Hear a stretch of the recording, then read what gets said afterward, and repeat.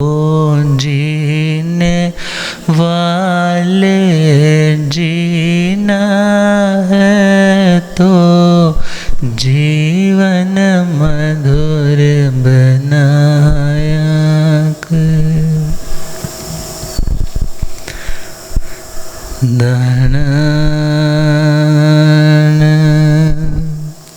से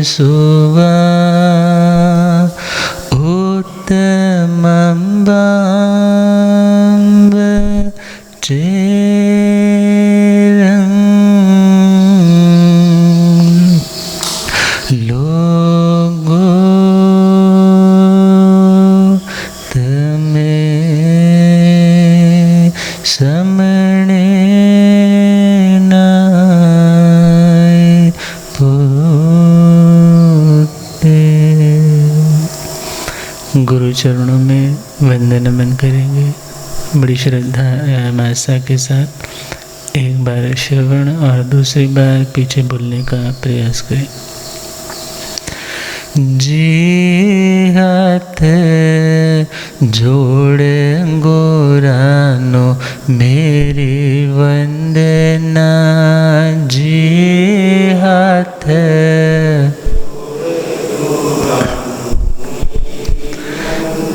एक बार वंदना हजार बार वंदना। एक बार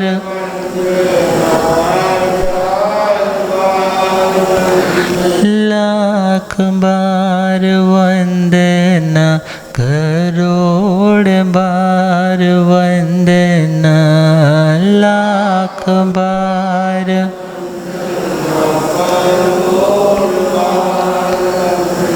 जी हाथ जोड़े गोरानो मेरी वंदना। जी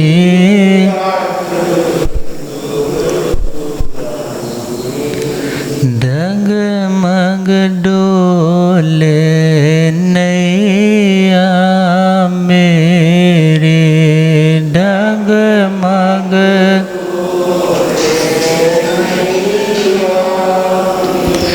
मुझको है सतगुरु तेरे। मुझको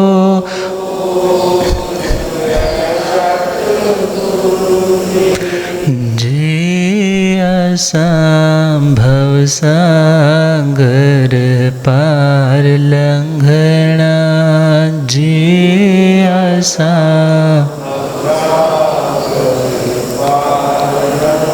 जी हाथ जोड़े गोरानो मेरी वंदना। जी हाथ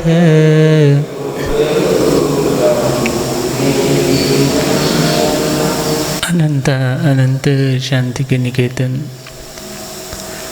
शासनपति भगवान महावीर स्वामी के पावन चरण वृंदों में हार्दिक भावना वंदन नमन। मेरे अंधेर जीवन को रोशनी प्रदान करने वाले परम उपकारी आगम ज्ञान के भंडार आगम ज्ञाता आगम पुरुष जिन शासन रतन हिमाचल के श्री उपाध्याय भगवंत श्रद्धे गुरुदेव श्री जितेंद्र मुनि जी महाराज साहब के पावन चरण कमलों में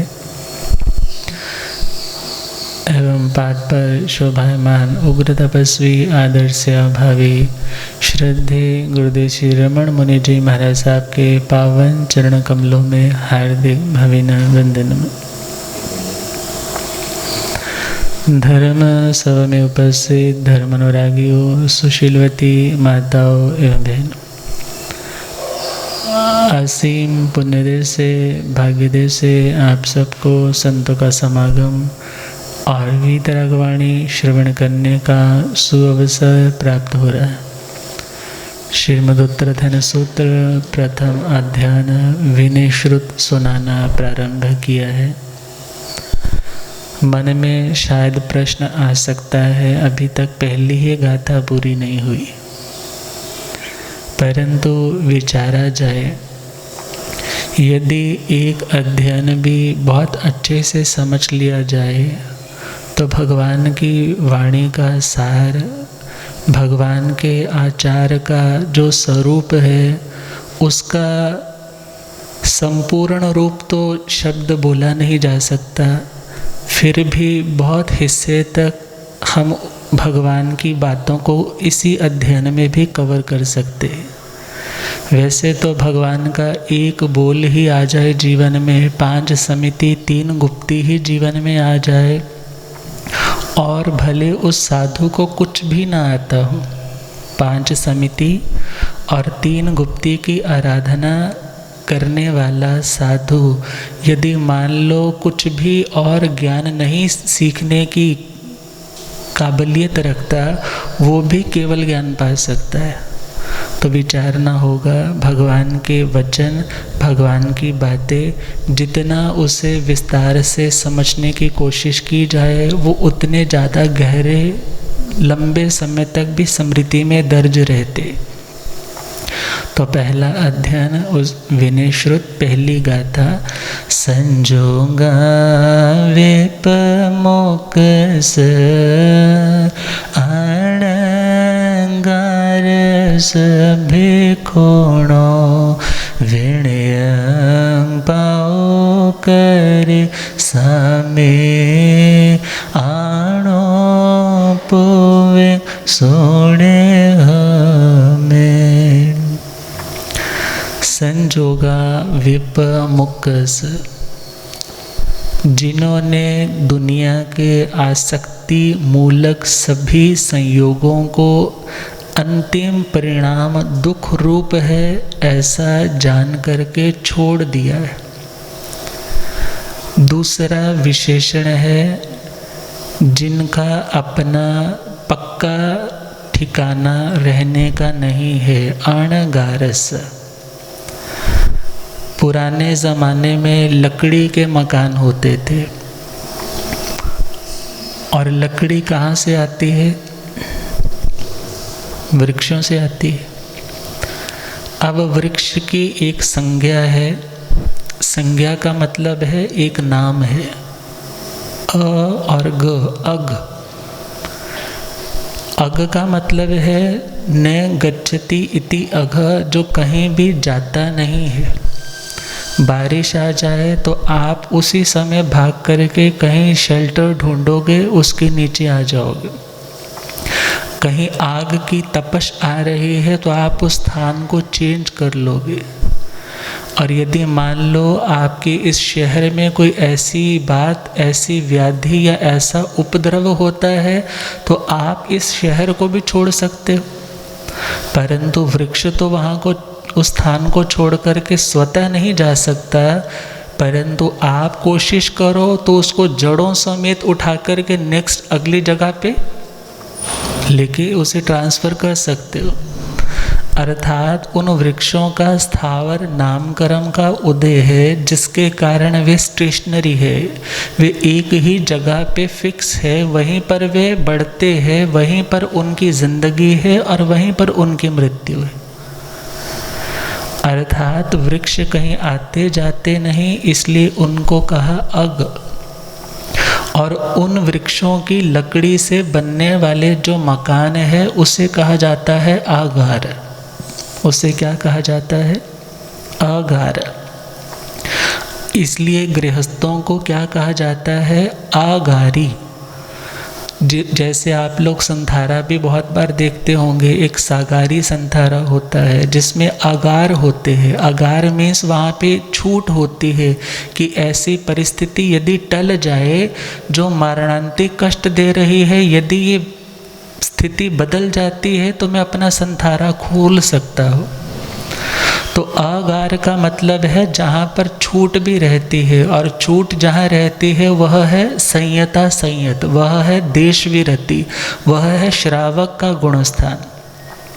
अब विचार करना है, अगार का मतलब यहाँ पे सामान्य रूप से गृहस्थ है, जिनका अपना रहने का मकान होता है, उसे अगारी कहा जाता है। और जिसका रहने का अपना पक्का कोई मकान नहीं, उसे अणगार कहा जाता है। तो साधु अणगारी है, उसका अपना कोई पक्का मकान नहीं है। आजकल दुनिया में तो शायद लोग उसको बड़ा साधु मानते हैं जिसका मठ बहुत बड़ा होगा, या जिसके पास प्रॉपर्टी बहुत होगी, या जिसके उस ऑर्गेनाइजेशन की टर्नओवर बहुत ज़्यादा होगी, तो कहेंगे ये बहुत पहुँचे हुए महात्मा जी हैं। परंतु भगवान ने क्या कहा, जो अणगारी है, जिसका कोई अपना अगार नहीं, अपना कोई पक्का मकान नहीं, अर्थात घर होगा तो घर के प्रति आसक्ति भी होगी, मकान होगा तो उसको मेंटेन रखने के लिए जिम्मेदारियों का बोझ भी होगा, और जब मकान होगा तो उसकी प्रोटेक्शन के लिए मन में चिंता भी होगी, और उसको कैसे सार संभाल करके रखनी है, और उस घर को बनाए रखने के लिए कितने काम कितने धंधे भी तो करने पड़ेंगे। और यदि साधु इन्हीं चीज़ों में व्यस्त रहेगा तो आत्मचिंतन कब करेगा, तब धर्म ध्यान कब करेगा, शुक्ल ध्यान की श्रेणियों में कैसे पहुंच पाएगा। सब लोग एक जैसे नहीं होते।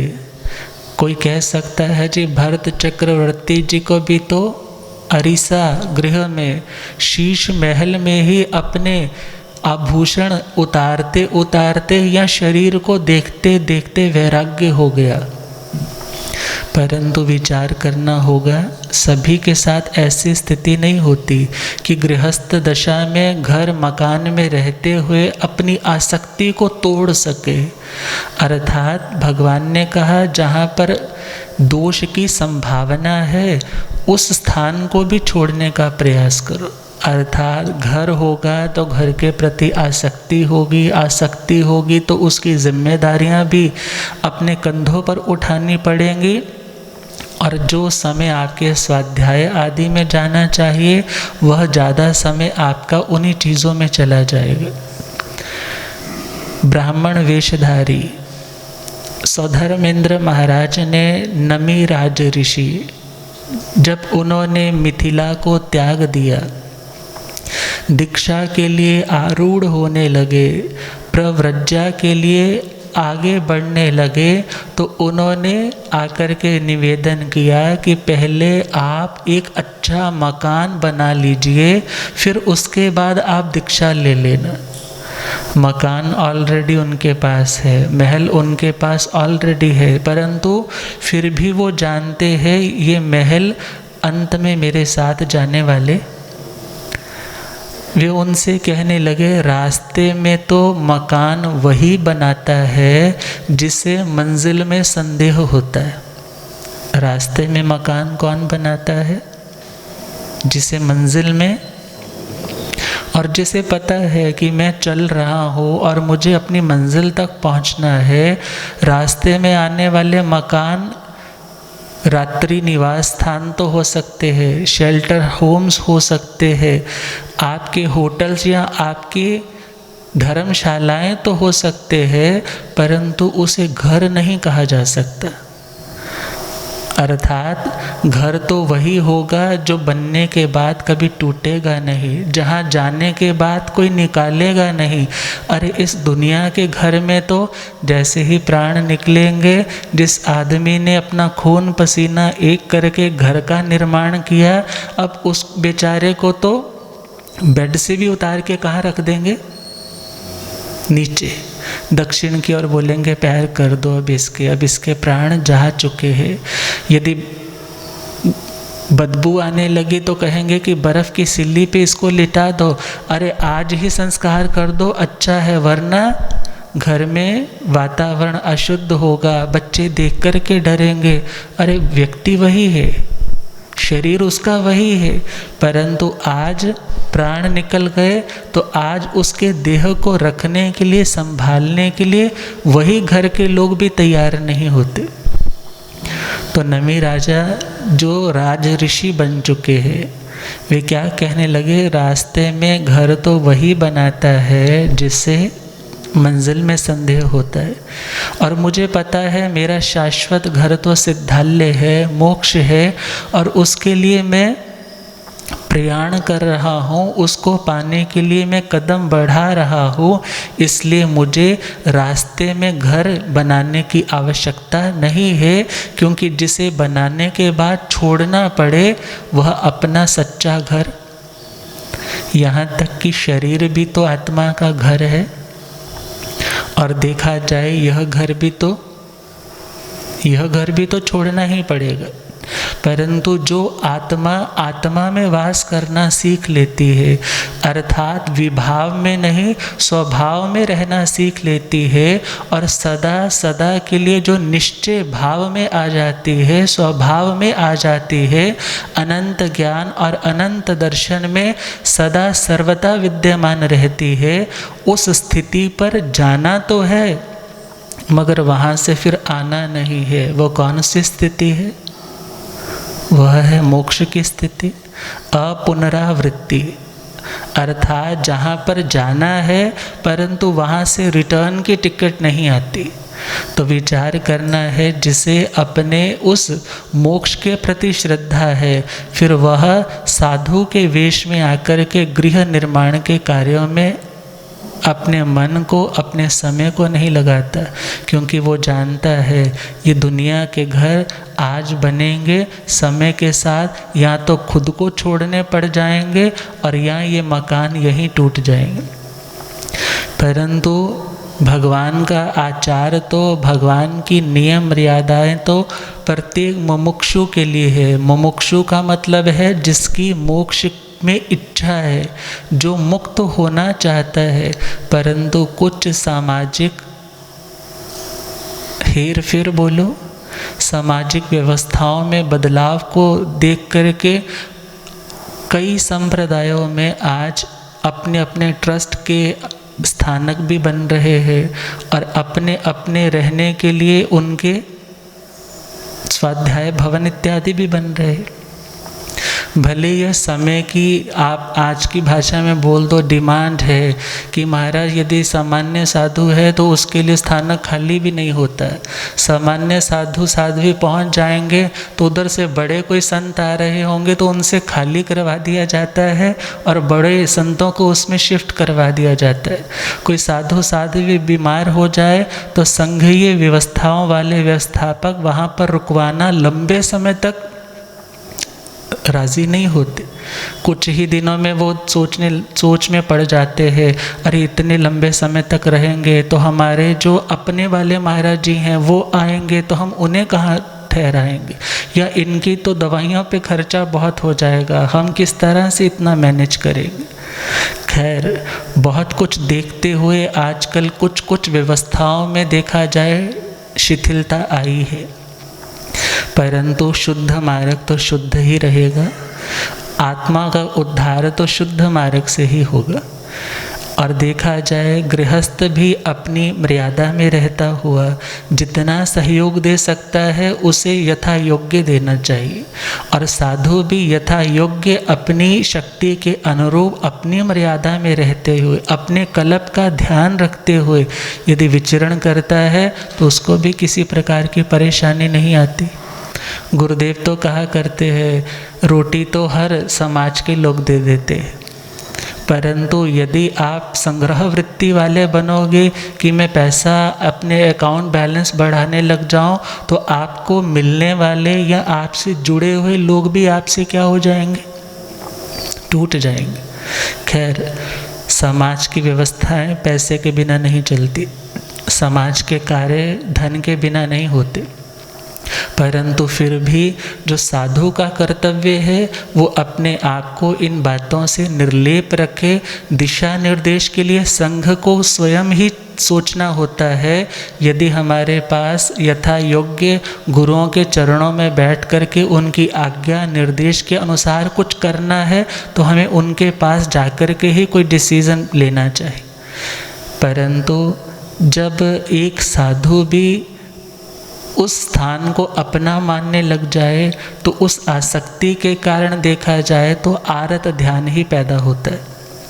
इसीलिए गुरुदेव तो कहा करते हैं, बहुत से लोग कह देते हैं अरे वो तो क्षेत्र आपका पक्का क्षेत्र है, वो स्थान तो आपका पक्का गढ़ है। तो गुरुजी कहा करते हैं चक्रवर्तियों के भी क्षेत्र उनके पक्के नहीं होते, चक्रवर्ती भी आते हैं और चले जाते।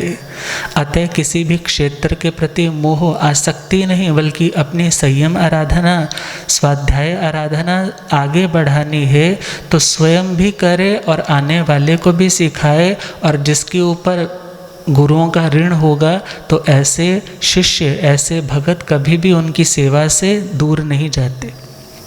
तो खैर हम दोबारा से वही बात पर आए। अणगारस आगार घर देखा जाए तो ऐसी अदृश्य बेड़ी है, अदृश्य दिखाई नहीं देती, ऐसी बेड़ी है, ऐसी जंजीर है, व्यक्ति कितना भी दूर क्यों ना चला जाए वापस फिर कहाँ आना चाहता है।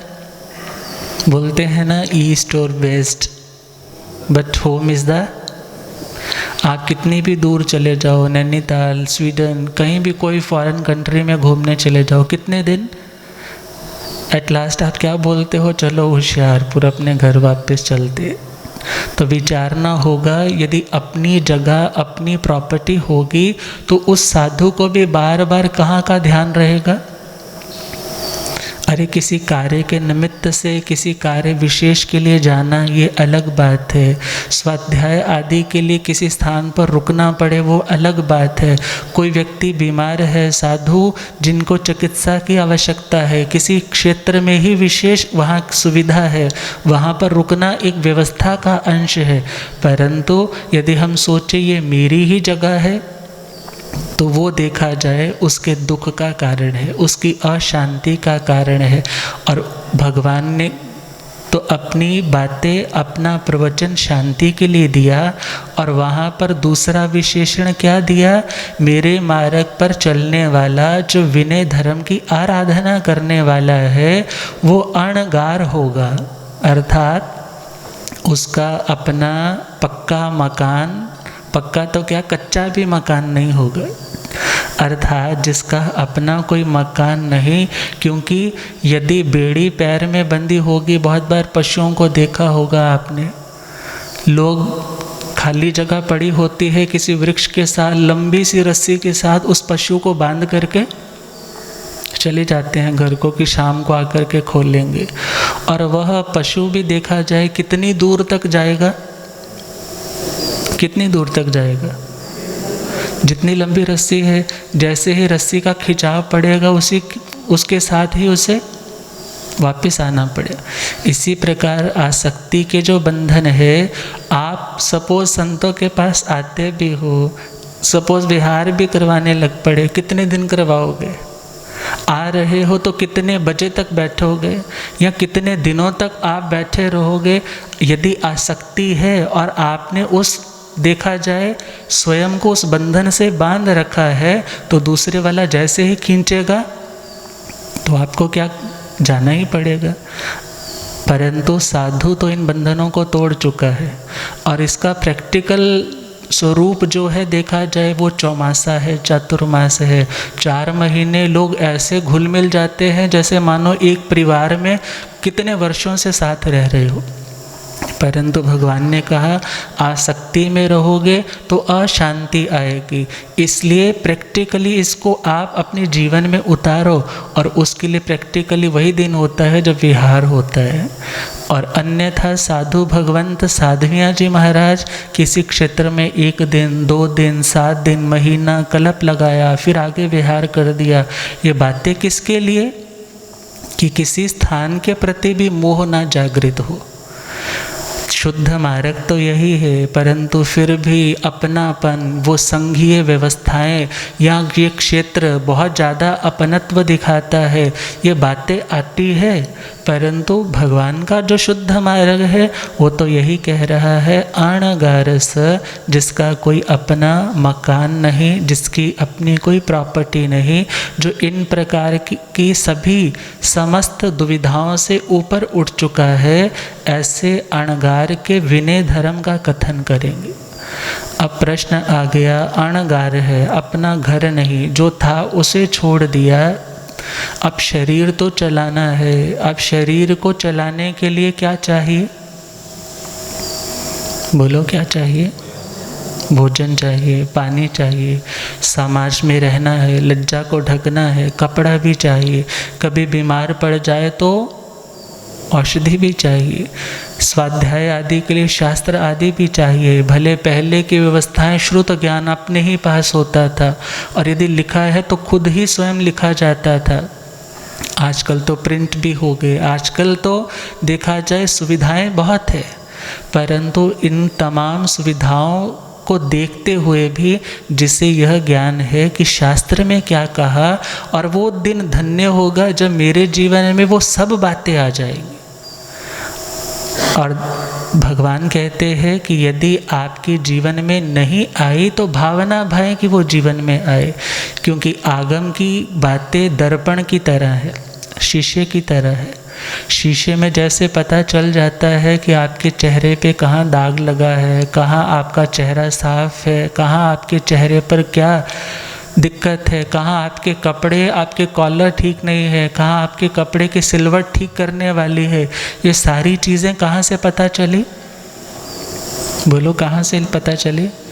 आजकल तो मोबाइल्स में फ्रंट कैमरा होता है और मिरर ऑन करके भी देखते हैं। अभी दरवाजे के बाहर पहुँचे होंगे और पहले देखेंगे कि सब ठीक है ना, फिर ही सीढ़ी चढ़ के ऊपर जाओ। परंतु यह मिरर तो इस भौतिक देह के लिए है, उसकी कमियों को सुधार करने के लिए है। और भगवान का जो ज्ञान है, भगवान की जो बातें हैं, वो आत्मा को देखा जाए शीशा दिखाने वाली है, कि हम स्वयं को देख सके वो गुण अभी तक आए हैं या नहीं आए। क्योंकि खुद से ज़्यादा खुद को कोई नहीं जानता, खुद से ज़्यादा खुद को कोई नहीं जानता। या तो सिर्फ भगवान जानते हैं या हम स्वयं जानते। इसलिए जब कभी भी पढ़े, जब कभी भी चिंतन करे, तो वहाँ पर यह सोचे कि मेरे जीवन में यदि ये नहीं आया तो कैसे आए, और यदि कोई दोष है तो ये कैसे जाए। उसके लिए प्रयास करने के लिए माध्यम कौन बनता है? यह श्रुत ज्ञान। जब सुनते हैं तभी तो पता चलता है। सुनना भी तो शीशा देखने के या दिखाने के बराबर है। और भगवान कह रहे हैं, अब जिसके पास अपना घर नहीं है उसे देह यात्रा तो चलानी है, उसे शरीर के माध्यम से साधना तो करनी है, परंतु उस देह को भी तो आहार चाहिए। तो इसके लिए अगला विशेषण दिया भिक्षुणो, जिसकी जीवन यात्रा भिक्षाचरी पर आधारित है। किसके ऊपर आधारित है? उस साधु की अपनी रसोई नहीं है कि वो खुद बनाएगा या कुछ खुद काटेगा, संवारेगा। कारण यदि इन्हीं चीज़ों में रहेगा तो वह अपनी साधना में आगे कैसे बढ़ेगा। अन्य बहुत से संप्रदाय ऐसे भी हैं जहाँ पर वे साधु महात्मा लोग किसी के हाथ का बना हुआ नहीं खाते, खुद भिक्षा से अलग अलग चीज़ लेकर के आएंगे और अपने ही हाथ से संवार करके खुद ही बनाएंगे। और बहुत स्थानों पर ऐसा भी कह देते हैं, जी पता नहीं सामने वाले ने किस भावना से बनाया है। सामने वाले की कमाई कैसी है, हमें क्या पता उसके भाव कैसे है, उसने जो बनाया है उसमें क्या डाला है, ये भी मुझे क्या पता। और यदि मैं स्वयं बनाऊंगा तो मेरे भाव यदि शुद्ध है, पहले मैं अपने भगवान को भोग लगाऊंगा, उसके बाद वो प्रसाद ग्रहण करूं। एक मान्यता है और उसके पीछे लक्ष्य भी बुरा नहीं, परंतु भगवान की जो मान्यता, भगवान का जो सिद्धांत है कि 6 जीव निकायों के प्रति रक्षा का भाव रखे, उसमें आरंभ समारंभ में प्रवृत्ति ना हो, अर्थात हिंसा आदि सावध्य व्यापार साधु को स्वयं नहीं करवाने नहीं, करते को अच्छा जानना नहीं। इसलिए साधु का कर्तव्य क्या कि वह निर्दोष गोचरी भिक्षाचर्य की गवेषणा करे। भले आज की परिस्थितियां बदल गई, बहुत स्थानों पे बदल गई, कुछ ही वर्षों में बदल गई। लोगों के मन में क्या होता है, महाराज जी मेरे को तो चिंता लगी रहती है कि महाराज जी आएंगे कि नहीं आएंगे, और यदि आ गए तो खाली चले गए ना तो मन और ज़्यादा दुखता है। इसलिए ना आप पक्का कर दो कि मेरे इस गली में कब आओगे, इस गली में कब आओगे। परंतु देखा जाए जब शुद्ध धर्म की बात आती है तो वहाँ पर शुद्ध तो वही है जो भगवान ने कहा है। हम कैसे भी उसे मैनिपुलेट करते रहे, हम उसे कैसे भी चेंज करते रहे, समय की डिमांड कह करके उसे कुछ भी कहते रहे, परंतु वहाँ पर भावना अच्छी है, परंतु भावना के साथ साथ मर्यादा भी वहाँ पर हमारी सच्ची रहनी चाहिए। और विचारना होगा, जब भिक्षाचर्य की बात आती है तो भिक्षाचर्य में इतने इतने नियम, इतने इतने उपनियम सिर्फ एक साधु साध्वी के लिए नहीं बल्कि एक श्रावक श्राविका के लिए भी आ जाते। और इनका वर्णन देखना हो तो श्रीमद् 10वीं कालिक जी सूत्र, जिसके पहले ही द्रुम पुष्पक नाम का जो अध्ययन है, वहाँ पर ही साधु की भिक्षाचर्य को मधुकरी कहा जाता है। क्या कहा जाता है? मधुकरी कहा जाता है। मधुकरी का मतलब है, मधुकर बोलते हैं भंवरे को, फूलों पे भंवरा बैठता है। गुरुदेव पधारे। हो रब मेरा सतगुरु बन के आया मैनू,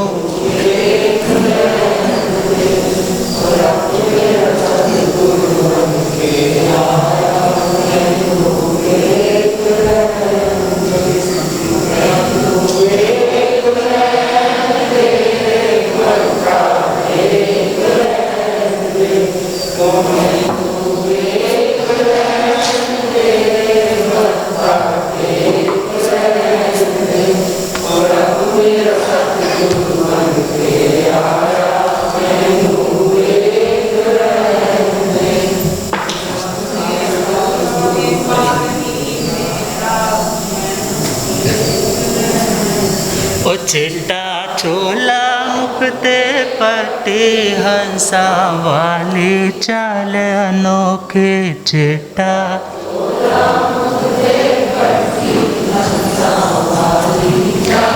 ओ इत्थे चुकदा है संसार मैनू, ओ इत्थे चुकदा है संसार मैनू,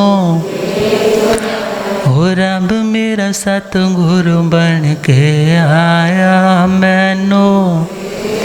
बोलिए आगम ज्ञाता आगम पुरुष जिन शास्त्र रतन हिमाचल के श्री उपाध्याय भगवंत श्रद्धे गुरुदेव श्री जितेंद्र मुनि जी। तो हम बात कर रहे हैं भिक्षाचर्य की।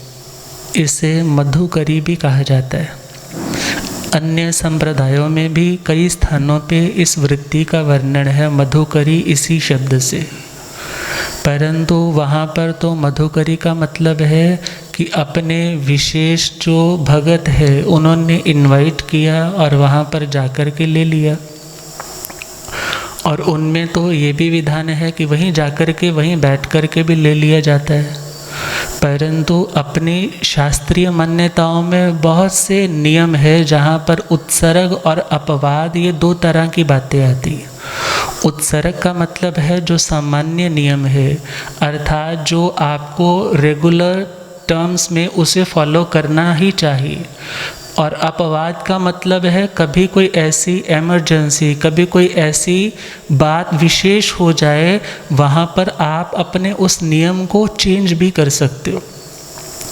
जैसे साधु को किसी के गृहस्थ के घर में गोचरी लेने का विधान नहीं है, परंतु दशवीं कालिक जी सूत्र में कुछ ऐसे भी कारण बताए हैं कि यदि लेना पड़े तो वहाँ भी ले सकता है।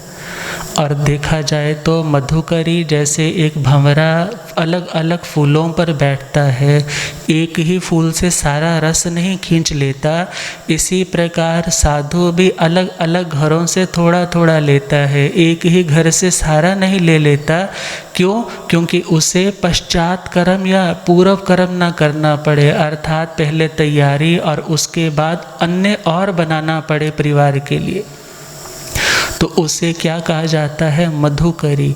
और दशवीं कालिक जी सूत्र में पिंडेषणा नाम का 5वां अध्ययन है, और उस पिंडेषणा के 2 उद्देश्यक है, और दोनों में ही साधु की गोचरी को लेकर के बड़ा ही सूक्ष्म वर्णन है, अर्थात एक एक नियम, एक एक उपनियम, कैसे कैसे गोचरी पर जाना, चलते समय दृष्टि कहाँ होनी चाहिए, यदि कुछ ऐसा रास्ते में विघ्न है, यदि बच्चे इत्यादि है तो उसको किस प्रकार से रास्ता बदलना या नहीं बदलना, यदि रास्ते में किसी भी प्रकार का कोई उपसर्ग है, जिन कल्पी है तो उसे टालेगा नहीं, और यदि स्थविर कल्पी है तो उसे टाल करके दूसरे रास्ते से जा सकता है। और यदि गृहस्थ के दरवाजे पे पहले से कोई अन्य याचक खड़ा है तो उसे लांग करके नहीं जाएगा। यदि कोई गाय, भैंस, कुत्ता इत्यादि पहले से वहाँ पर उपस्थित है तो जब तक वे तृप्त नहीं हो जाते तब तक उन्हें लांग करके जाने का विधान नहीं। अर्थात खूब सारे नियमों का वर्णन है, जहाँ पर इवन औरतों के लिए यदि बहनें कोई सगर्भा स्त्री है और उसे भोजन दिया गया है और मानो अभी उसने भोजन नहीं किया तो साधु वहाँ से उस बहन से गोचरी नहीं लेगा। क्यों? क्योंकि यदि वो भूखी रहेगी तो उसकी डाइट किसको मिलने वाली थी? उस बच्चे का, उस भोजन का अंतराय ना लगे, वहाँ पर भी उसे टालने का विधान है। यदि सीढ़ी लगा करके ऊपर चढ़ करके कुछ निकालना पड़े तो वहाँ पर गिरने की संभावना है, तो वहाँ से गोचरी ना ले। अर्थात बहुत सारे सूक्ष्म सूक्ष्म नियमों का वर्णन है। आचार्य जी सूत्र में भी देखा जाए तो जहाँ पर चौथा उद्देश्यक आता है प्रथम शुद्ध स्कंद का, उसके लास्ट में वर्णन है, 5वें उद्देश्यक में वर्णन है, अर्थात अलग अलग स्थानों पे पिंडेषणा अध्ययन में वर्णन है। तो देखा जाए साधु की गोचरी को लेकर के भी बहुत सारे विधान है। आजकल देखा जाए तो कुछ कुछ अंश लोगों को पता भी है, फॉलो भी करते हैं कि यदि टैप चल रही है तो उसको हाथ नहीं लगाना, यदि गुरुजन आ जाए तो गैस ऑन नहीं करनी, कच्चा पानी नहीं उठाना, यदि उसके ऊपर कुछ पड़ा है तो वहाँ से उठा करके नहीं देना। छोटी छोटी बातों का बहुत ज्ञान है, परंतु जितना सूक्ष्म विवेचन शास्त्र में उपलब्ध है और यदि वो संपूर्ण आ जाए तो वो देने वाला भी टोटल निर्दोष है और लेने वाला भी टोटल निर्दोषता की आराधना करता है। और ध्यान देना, भिक्षाचरी भी तपस्या है, और यदि इस प्रकार की गोचरी साधु लेकर के भी आता है तो उसकी गोचरी करते समय, अर्थात जब गोचरी पर गया और आकर के उसने भोजन ग्रहण भी कर लिया तो भी वह तपस्वी है। कैसा है? अर्थात साधु भोजन छोड़े तो भी तपस्वी, और यदि भोजन करे तो भी तपस्वी। और देखा जाए गोचरी पर जाने का विधान भगवान ने स्वयं फॉलो किया। भगवान स्वयं जाते थे, दीक्षा के साथ चौथा ज्ञान मना परव ज्ञान भी हो गया, परंतु यह नहीं सोचा कि चलो आज मैं देखूं कि किसके घर में क्या तैयार है। अवधि ज्ञान है ना, अवधि ज्ञान से देख सकते हैं मुझे क्या सूट करता है, मेरी डाइट में क्या होना चाहिए या मेरे शरीर को अभी क्या आवश्यकता है, और उसके अनुरूप मैं उसी के घर में चला जाऊं। परंतु भगवान भले 4 ज्ञान के धारक थे, परंतु उन्होंने वीर्याचार का पालन करना था, अर्थात अपने पराक्रम को लगाना था। जो कर्म उस भिक्षाचरी तपस्या के माध्यम से टूटने हैं, वो यदि इन ज्ञानों का उपयोग लगाते तो वे कर्म ना टूट पाते। इसलिए भगवान के पास ज्ञान तो थे, परंतु भगवान ने अपनी उस लब्धि का, अपने उस ज्ञान का कभी उपयोग नहीं किया। कारण यदि उपयोग करते तो पता चल ही जाता। बहुत से कह देते हैं महाराज जी भगवान के पास तो इतने ज्ञान थे, फिर भगवान वहाँ 5 महीने 25 दिन के बाद वहाँ चंदन बालाजी से आहार ग्रहण कर रहे हैं इतने लंबे टाइम बाद, और रोज़ जाते हैं, जब पता है उन्हें मिलना ही नहीं है फिर जाते क्यों है? तो वहाँ पर बड़ा सुंदर सा समाधान है कि भगवान ने अपने उस ज्ञान का उपयोग नहीं लगाया। क्यों? क्योंकि यदि उपयोग लगाते तो पता चल ही जाता मुझे आज मिलना है या नहीं मिलना। इट मीन्स वे उपयोग नहीं लगाते थे। क्यों नहीं लगाते थे? वो बात इस बात से भी सिद्ध होती है क्योंकि भगवान ने कहा यदि कोई साधु अपनी लब्धि का प्रदर्शन करे या अपनी लब्धि को फोड़ता है तो उसके लिए प्रायश्चित का विधान है। अपने पास लब्धि है और उस लब्धि का वह साधु उपयोग करता है तो उसके लिए प्रायश्चित का विधान बाद के आचार्यों ने सूत्रों में ऐसा निशीथ जी इत्यादि में वर्णन दे दिया। तो इसका मतलब क्या हुआ? भगवान ने अपनी लब्धि का उपयोग नहीं किया। भगवान स्वाभाविक रूप से जाते थे कि जब मेरा अंतराय टूटेगा तब मुझे गोचरी मिल जाएगी। तो विचार करना होगा। ये 2 अर्थ हुए, एक मधुकरी और एक गोचरी, और आता है गर्ता पूर्णी, और इसके ऊपर और जो रेलिवेंट जो अर्थ होंगे, और इस गोचरी का साधु को और श्रावकों को किस प्रकार से लाभ है, इन बातों पे भी कल जैसा समय होगा सुनाने का प्रयास किया जाएगा। इन्हीं मंगल कामनाओं के साथ ओम शांति।